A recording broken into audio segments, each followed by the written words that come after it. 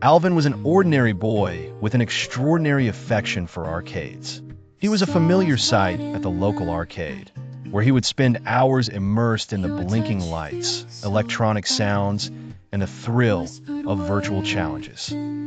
Each weekend, Alvin eagerly looked forward to battling villains in his favorite fighting games or maneuvering through twisty tracks in high-speed racing simulators.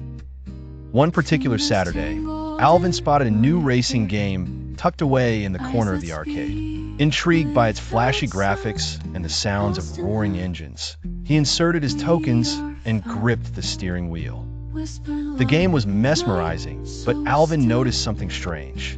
The game seemed to glitch, causing the car on the screen to hurtle erratically down the track. Just as Alvin tried to correct the direction, the screen flickered brightly, and he suddenly felt a strange drag pulling him into the game console. Alvin was bewildered to find himself not in front of the arcade machine, but inside the game itself. It took him a moment to understand the surreal environment he was in. It was an immense, neon-lit version of the racing track he had been so keen to conquer.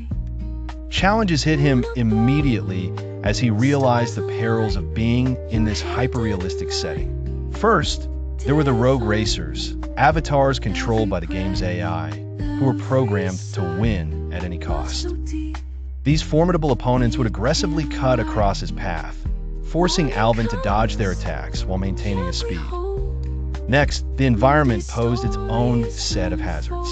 Alvin had to navigate gravity-defying loops, dodge obstacles appearing suddenly around tight corners, and survive surprise pitfalls that threatened to end his race abruptly. Every moment was unpredictable, pushing Alvin's reflexes and wit to their limits. As day turned to night in the outside world, Alvin faced fatigue within the game. Each lap blended into the next, headlights creating an endless cycle of pursuit.